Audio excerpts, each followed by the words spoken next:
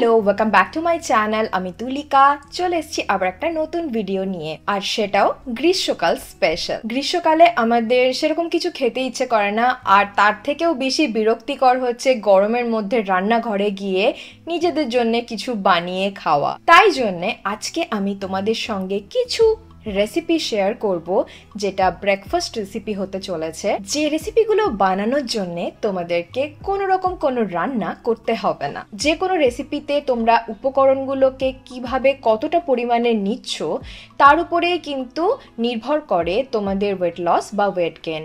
তাই সমস্ত উপকরণ কতটা পরিমাণে তোমাদেরকে নিতে হবে ওয়েট লস বা ওয়েট গেইনের জন্য বা ব্যালেন্স করে রাখার জন্য ওয়েট, তার টোটাল লিস্ট তোমরা ডেসক্রিপশন বক্সে পেয়ে যাবে। আজকে আমি তোমাদের সঙ্গে 5 ধরনের ব্রেকফাস্ট রেসিপি শেয়ার করতে চলেছি। যেহেতু কোনো রকম কোনো রান্না না করেই তোমরা এই রেসিপিগুলো বানাতে পারবে, তাই ব্যাচেলাররাও কিন্তু এই রেসিপিগুলো বানিয়ে খেতে পারবে। তাহলে চলো দেখে নেওয়া যাক এই গ্রীষ্মকালে কিভাবে তোমরা হেলদি রেসিপি নিজেদের জন্য বানাতে পারবে, সেরকম কোনো কষ্ট না করে বা রান্না না করে।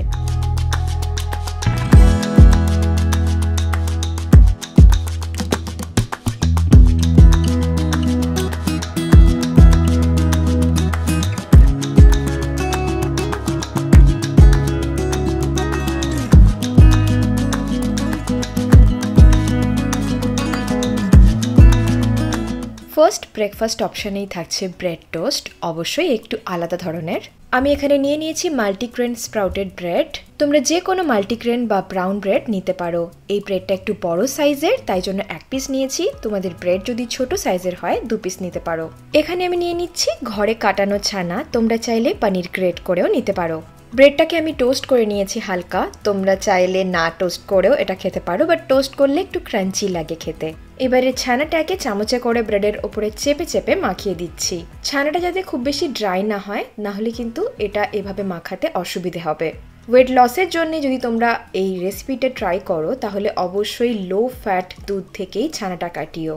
চেষ্টা করবে যতটা বেশি পরিমাণে হয় ছানা ব্রেডের ওপরে মাখিয়ে দেওয়ার, তাতে কি হয় প্রোটিন ইনটেকটা অনেকটা বেশি হয়। এবারে ওপর থেকে দিয়ে দিচ্ছি একদম অল্প পরিমাণে মধু। এর ওপরে দিয়ে দেবো কুচিয়ে রাখা টমেটো। তোমরা যদি কেউ টমেটো খেতে পছন্দ না করো, তাহলে আনারসও অ্যাড করতে পারো টমেটোর পরিবর্তে। এবারে অ্যাড করে দিচ্ছি কুচিয়ে রাখা পুদিনা পাতা, তোমরা চাইলে ধনে পাতাও নিতে পারো। ওপর থেকে দিয়ে দিচ্ছি অল্প পরিমাণে অলিভ অয়েল। অলিভ অয়েল না থাকলেও কোনো অসুবিধা নেই। সব শেষে ওপর থেকে ছড়িয়ে দিচ্ছি অল্প করে সানফ্লাওয়ার সিডস। যে কোনো খাবারের টপিংস হিসেবে আমি সিডস আর নাটস অ্যাড করতে ভালোবাসি। আমার মনে হয় এটা একটা ভালো ওয়ে ওই খাবারটাকে ভালো দেখতে লাগার পেছনে, আর হেলদি ফ্যাট একটু প্রোটিনও ওই খাবারের মধ্যে অ্যাড করা যায় এর মাধ্যমে। আমাদের টোস্ট রেডি হয়ে গেছে। এবারে প্লেটের সাইডে আমি অ্যাড করে নিচ্ছি কিছু কাটা লেটুস। তোমরা তোমাদের পছন্দ মতো কাঁচা খাওয়া যায় এরকম যে কোনো সবজি প্লেটে অ্যাড করে নিতে পারো। এই রেসিপিটা বানানো যতটাই সোজা, খেতে ততটাই ভালো হয়। এই গরমকালে সকালে বা যে কোনো সময় রান্নাঘরে গিয়ে খাবার বানানো খুব কষ্টদায়ক, তো সেই সময়ের জন্য এরকম ব্রেড টোস্ট তোমরা সকালে ব্রেকফাস্টে বানিয়ে নিতে পারো। সেভাবে কিছু করতেও হয় না, খাটাখাটনি নেই, কিন্তু টেস্টি হেলদি ব্রেকফাস্টও পেয়ে যাবে তোমরা। নেক্সট থাকছে চিয়া সিড পুডিং। এখানে আমি একটা কাঁচের গ্লাস নিয়ে নিয়েছি। গ্লাসের মধ্যে দিয়ে দেবো কিছুটা চিয়া সিডস। যারা একদম লাইট ব্রেকফাস্ট পছন্দ করো তাদের জন্য এই ব্রেকফাস্ট রেসিপিটা একদম পারফেক্ট। এবারে ওই গ্লাসের মধ্যে নিয়ে নিচ্ছি দুধ। এটা হোমমেড আমন্ড মিল্ক। তোমরা তোমাদের পছন্দ মতো যে কোনো দুধ নিতে পারো। যদি ওয়েট লস জার্নিতে আছো তাহলে অবশ্যই লো ফ্যাট দুধ নেবে। এবারে এর মধ্যে দিয়ে দিচ্ছি 1 চামচ মতো মধু। সবকিছু একসাথে মিশিয়ে আমি রেখে দেবো প্রায় 15 থেকে 20 মিনিট মতো। তোমরা যদি চাও রাত্রেও এটা বানিয়ে এভাবে ফ্রিজের মধ্যে রেখে দিতে পারো। প্রায় 20 মিনিট পর দেখো চিয়া সিডগুলো দুধের মধ্যে ভিজে একদম ফুলে গেছে। এবারে এর মধ্যে অ্যাড করে দেবো গ্রিক ইয়োগার্ট, তোমরা হাংকারও নিতে পারো। দইটা অ্যাড করছি এই রেসিপিতে যাতে প্রোটিন ইনটেকটা ঠিকঠাক থাকে। ওয়েট লসের জন্য কিন্তু অবশ্যই লো ফ্যাট ইয়োগার্ট নেবে। এবারে ওপর থেকে দিয়ে দেবো ছোট ছোট করে কেটে রাখা আমের টুকরো। এটা গরমকাল, তাই আম সব জায়গায় অ্যাভেলেবেল। আমি ওপর থেকে অ্যাড করে দিচ্ছি কিছুটা কোকোনাট ফ্লেক্স, এতে টেস্টটা এনহ্যান্স হয়। আর একদম শেষে এর ওপর থেকে অ্যাড করে দেবো কিছু বাদামের টুকরো। আমি এখানে নিয়ে নিয়েছি আমন্ড আর পেস্তা। তোমাদের পছন্দ মতো তোমরা যে কোনো বাদাম নিতে পারো এই রেসিপিতে অ্যাড করার জন্য। গ্রীষ্মকালের সকালে এরকম ব্রেকফাস্ট পেলে মন একদম খুশি হয়ে যায়। তোমরা চাইলে ডেজার্ট বা স্ন্যাক্স হিসেবেও এটাকে খেতে পারো, কিন্তু পরিমাণটা তখন অল্প করতে হবে। অনেকেরই প্রশ্ন থাকতে পারে যে ওয়েট লসের জন্য আম খেতে পারবে কিনা। অবশ্যই খেতে পারবে, শুধু ক্যালোরি ইনটেকটা সারাদিনে কতটা হচ্ছে সেটা দেখে রাখবে। গরমকালে স্পেশালি আম পাওয়া যায়, তার মানে আমের মধ্যে যে নিউট্রিশনটা আছে গরমকালে আমাদের শরীরের সেটার দরকার। সিজনাল ফ্রুটস, সিজনাল ভেজিটেবলস সব সময় নিজেদের ডায়েটে অ্যাড করার চেষ্টা করবে। এই ব্রেকফাস্টটা তাদের জন্য স্পেশালি যারা একটু হাই প্রোটিন ব্রেকফাস্ট পছন্দ করো। এটা একটা স্মুদি রেসিপি, ওয়ার্কআউটের পরেও তোমরা বানিয়ে খেতে পারো এই স্মুদিটা। তাহলে চলো দেখে নেওয়া যাক স্মুদিটা কি করে বানাবে। নিয়ে নিচ্ছি ছোলার ছাতু। ছোলার ছাতু প্রোটিনের খুব ভালো একটা সোর্স। সবার বাড়িতেই মোটামুটি ছোলার ছাতু থাকে। যদি ছোলার ছাতু না থেকে থাকে তোমাদের বাড়িতে, তাহলে ভাজা ছোলাকে মিক্সিতে গ্রাইন্ড করে একটা ফাইন পাউডার বানিয়ে নিতে পারো। নিয়ে নিচ্ছি দুধ। এটা আমন্ড মিল্ক, আমি বাড়িতেই বানিয়েছি। তোমরা যে কোনো দুধ তোমাদের পছন্দের ইউজ করতে পারো এই রেসিপিতে। আর যদি ওয়েট লস করতে চাইছো তাহলে অবশ্যই লো ফ্যাট দুধ ইউজ করো। তার সাথে লাগছে 2টো খেজুর আর একটা কলা। একটা গ্রাইন্ডিং জারের মধ্যে আমি একে একে সমস্ত উপকরণগুলো নিয়ে নেব। সবকিছু একসাথে ব্লেন্ড করে নেব কয়েক সেকেন্ডের জন্য। তাহলেই তৈরি হয়ে যাবে আমাদের হেলদি প্রোটিন স্মুদি। একটা গ্লাসের মধ্যে ঢেলে নিচ্ছি স্মুদিটা। ওপর থেকে ছড়িয়ে দিচ্ছি কিছু সানফ্লাওয়ার সিডস। এটাতে দেখতেও ভালো লাগে আর খেতেও ভালো লাগে। তোমরা চাইলে এই স্মুদিতে বরফও অ্যাড করতে পারো। আমি খুব একটা ঠান্ডা খাই না, তাই জন্য আমি বরফ দিইনি। যারা কোনো রকম কোনো ঝুট ঝামেলা পছন্দ করো না সকালবেলা উঠে ব্রেকফাস্ট বানানোর জন্য, তারা কিন্তু এটা একদম সহজে বানিয়ে নিতে পারবে। এটা খেতে ভীষণ ভালো হয় আর খাওয়ার পরে অনেকক্ষণ পেটটা ভরা থাকে। এবারে বানাবো একটা ইয়াম্মি স্মুদি বোল। এটা বানানোর জন্য একটু কষ্ট করতে হবে। যেহেতু একটা ব্রেকফাস্ট বানাবে, তাই আগের দিন রাত্রেবেলায় এর প্রিপারেশন করে নিতে হবে।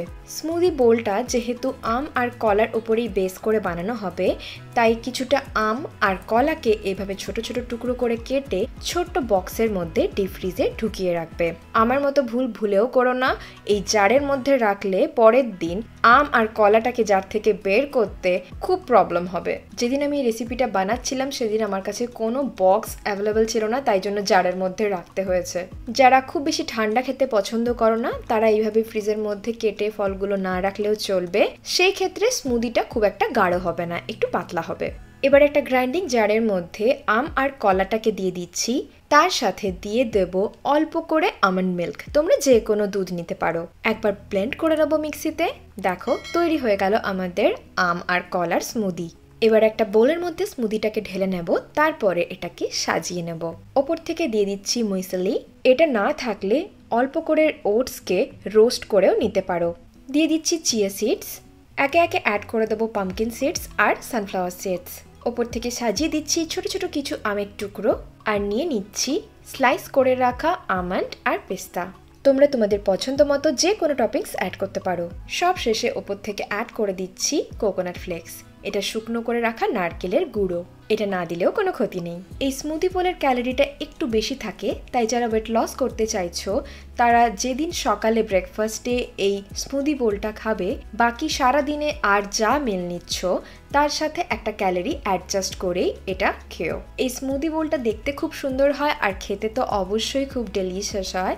আমার যেদিনই খুব স্পেশাল কিছু খেতে ইচ্ছা করে ব্রেকফাস্টে, আমি সেদিনই এরকম কিছু বানাই। আর গ্রীষ্মকালের সকালবেলা এরকম ব্রেকফাস্ট কে না চায়। একদম শেষে তোমাদেরকে যে ব্রেকফাস্ট আজকে বানিয়ে দেখাবো সেটা তোমাদের বাড়িতে হয়তো তোমরা প্রায় বানিয়ে থাকো, তাও আমি শেয়ার করলাম যেহেতু এটা গরমকাল আর এই দই চিড়ে ছাড়া গরমকাল কিন্তু অসম্পূর্ণ। একটা ঢাকার মধ্যে নিয়ে নিয়েছি কিছুটা চিড়ে। চিড়ের ওপর থেকে জল দিয়ে চিড়েটাকে ধুয়ে নেব। জল ঢালার আগে চিড়ের মধ্যে ভালো করে হাত ঘুরিয়ে দেখে নিতে হবে কোনো ধান বা নোংরা চিড়ের মধ্যে থেকে গেছে কিনা। এই চিড়েগুলো খুব বেশি পাতলা হয়, তাই জলের মধ্যে দিয়ে এটাকে ধোবে না, এভাবে ঢাকাতেই ধোবে, না হলে কিন্তু একদম গলে যায়, ভালো লাগে না খেতে। তারপর এবার একটা বোলের মধ্যে নিয়ে নিচ্ছি টক দই। হ্যাঁ, মিষ্টি দই কেউ নেবে না, মিষ্টি দইতে চিনি থাকে, হেলদি হয় না, তাই টক দই নেবে। ওয়েট লস করতে চাইলে অবশ্যই লো ফ্যাট দই নিও। টক দইয়ের মধ্যে দিয়ে দেবো 1 চামচ মতো গুড়ের গুঁড়ো, জ্যাগেরি পাউডার যেটা। এবারে ভালো করে দইয়ের সাথে গুড়ের পাউডারটা মিশিয়ে নেব। এবারে এর মধ্যে অ্যাড করে দিচ্ছি ধুয়ে রাখা চিড়েটা। দুটো খেজুর নিয়ে নিয়েছি এখানে আমি। খেজুরগুলোকে ছিঁড়ে ছিঁড়ে টুকরো টুকরো করে এই দই চিড়ের মধ্যে দিয়ে দিচ্ছি। সবটা ভালো করে একবার মিশিয়ে নেব। এবারে প্লেটিং করে নিচ্ছি।